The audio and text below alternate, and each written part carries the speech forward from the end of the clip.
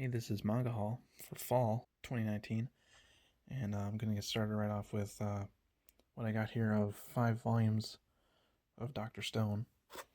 It's actually one of the coolest manga I've read this year so far. I was actually at the store. I think I read, parts of volume 1. I think I picked up volume 1 and 2 on the spot, went home, read it. It was pretty awesome, so I went back to the store and I bought everything that was available, which was 3, 4, and 5.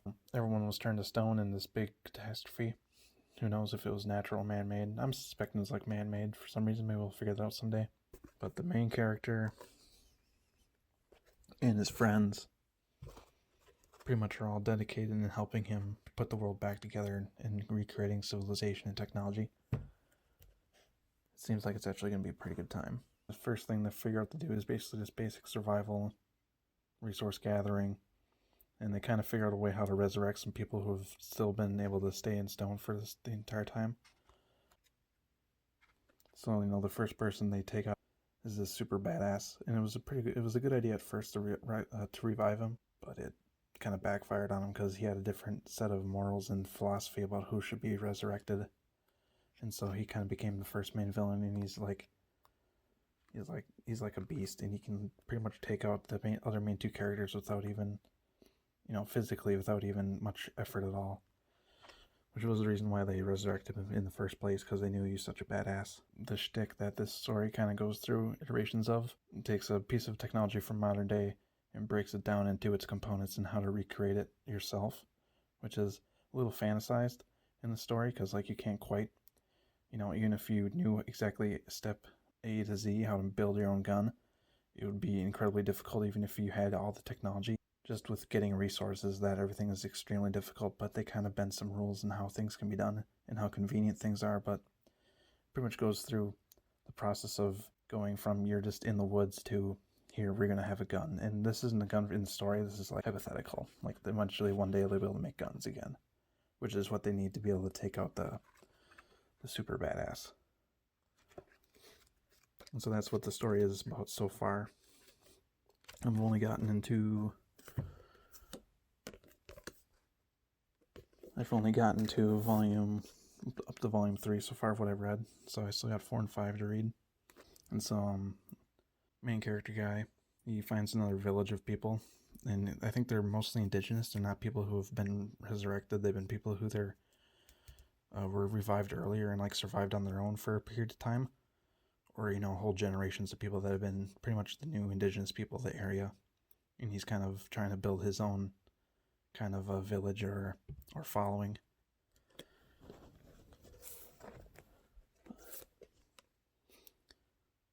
But it's kind of hinting at how they're going to make certain technologies. I think they use a lot of pottery, clay, natural resources that you can find readily available.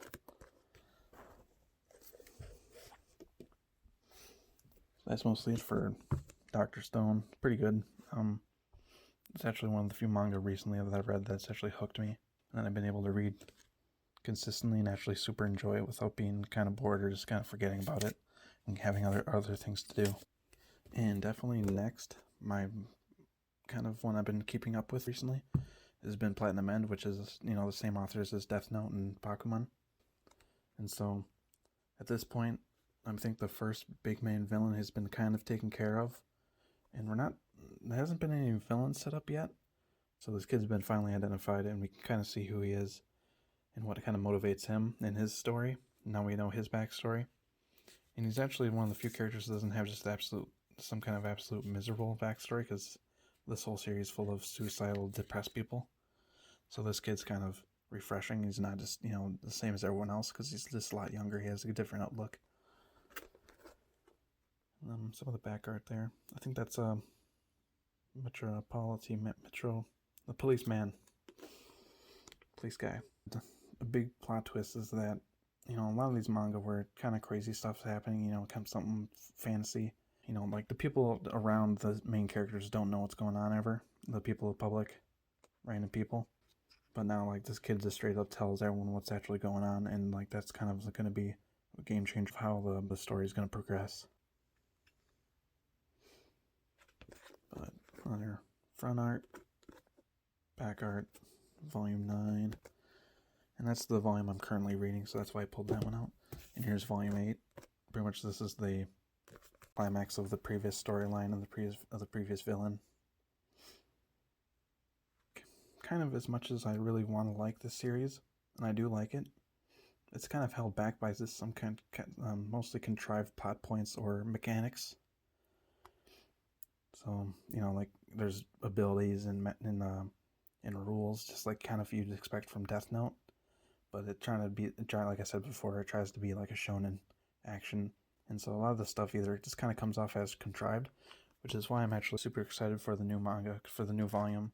It's actually going to be going in a different direction, which is kind of what I've been wanting kind of the whole time since the manga started. And so that's actually going to be interesting.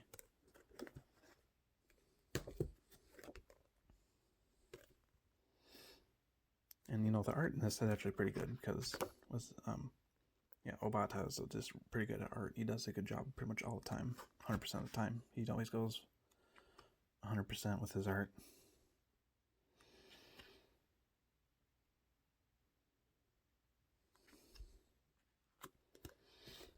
And my brother actually sent me back a box of stuff I lent him, so I finally got my DVDs of Cowboy Bebop, Volume 1 of Bakuman.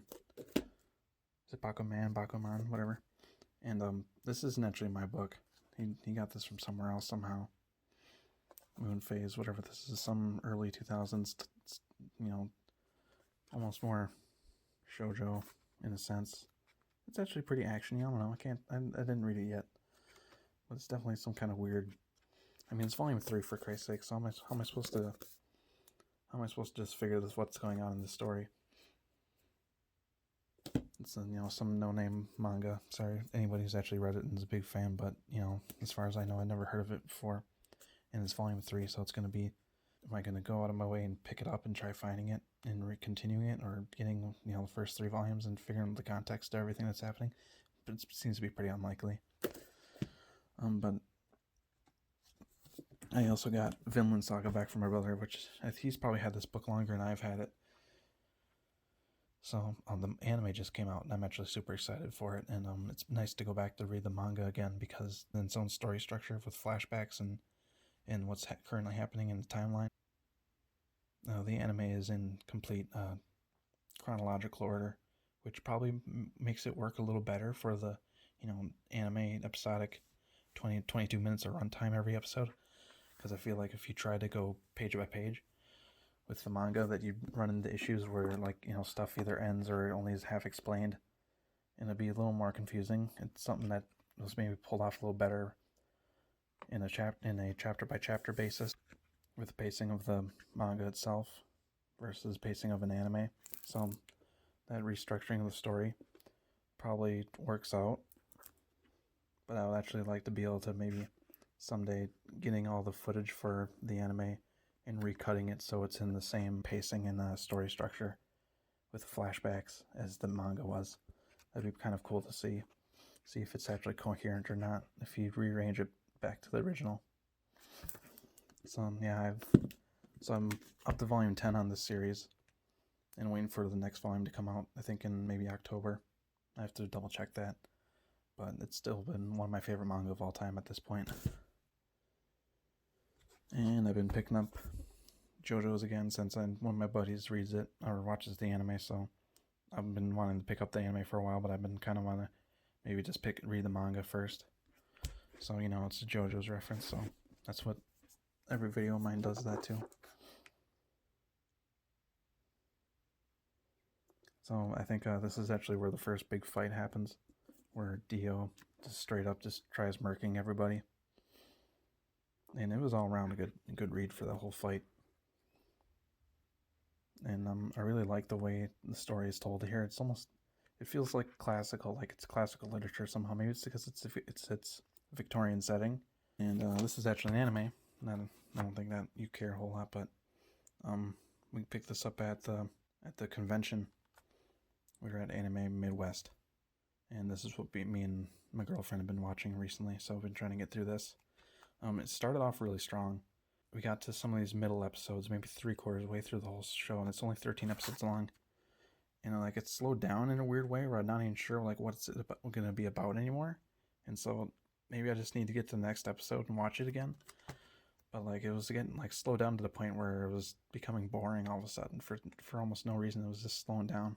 So I have to finish it, see what happens. It's supposed to be really good, so hopefully it ends really well. Yankees Volume 2. Nyankees. You know. It's a pretty awesome manga. Cats. Personified as humans. Fighting in back alleys and stuff. It's just pretty funny. Seeing like an action manga from the point of view of cats.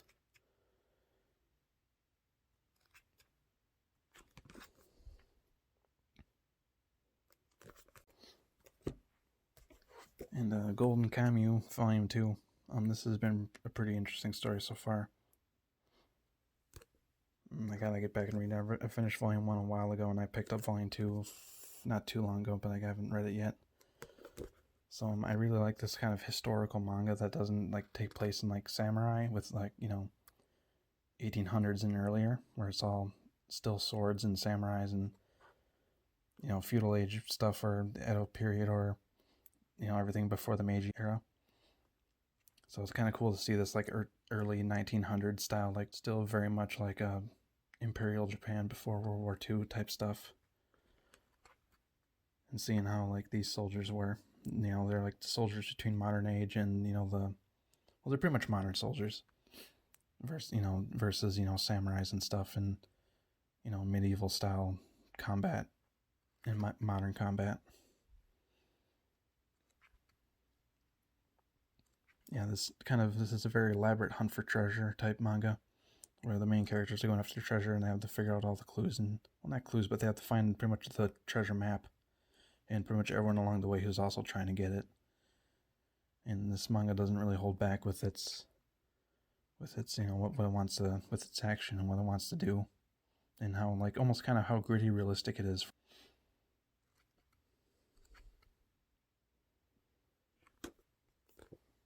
And then we have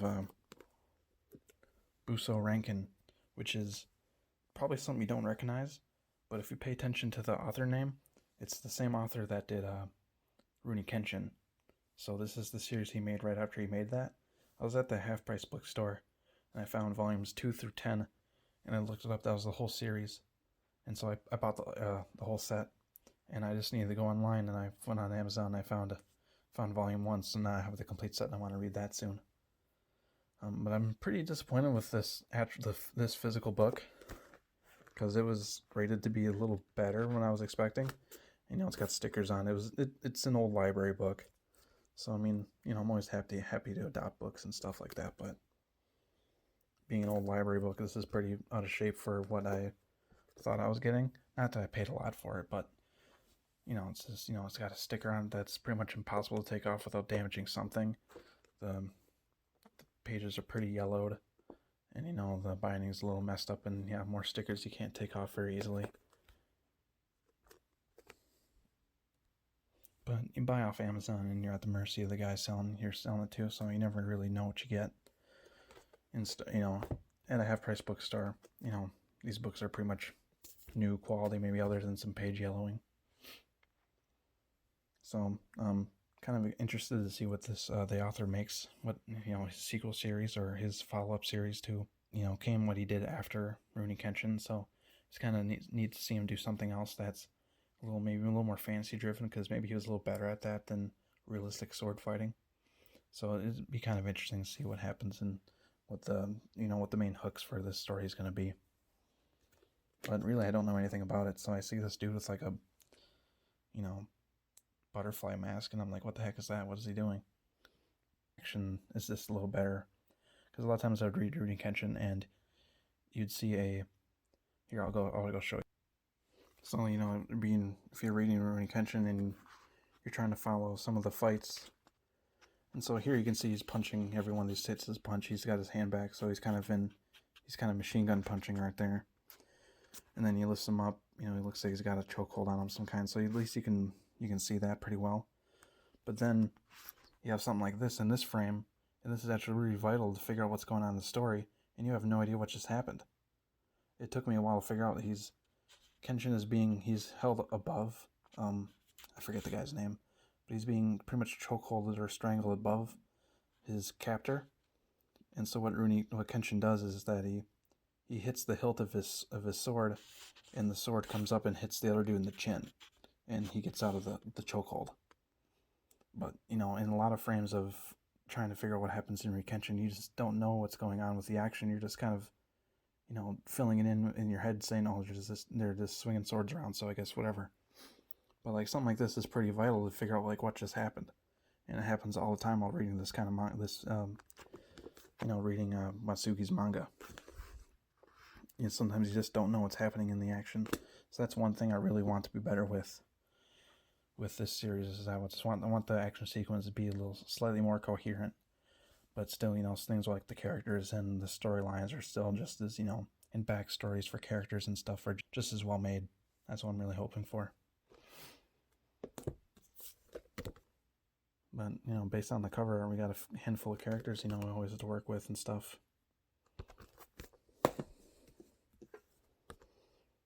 Seems like plenty of villains, I guess.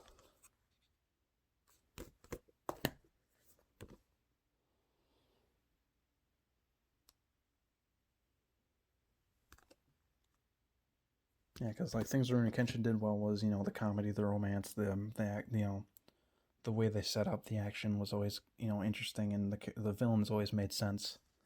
So the storylines for Rurouni Kenshin I always thought was pretty good, but the action sequences themselves somewhat fell flat, especially if you're someone like me who's read Dragon Ball Z manga. The artwork and the action sequences that are so well done, it's like amazing.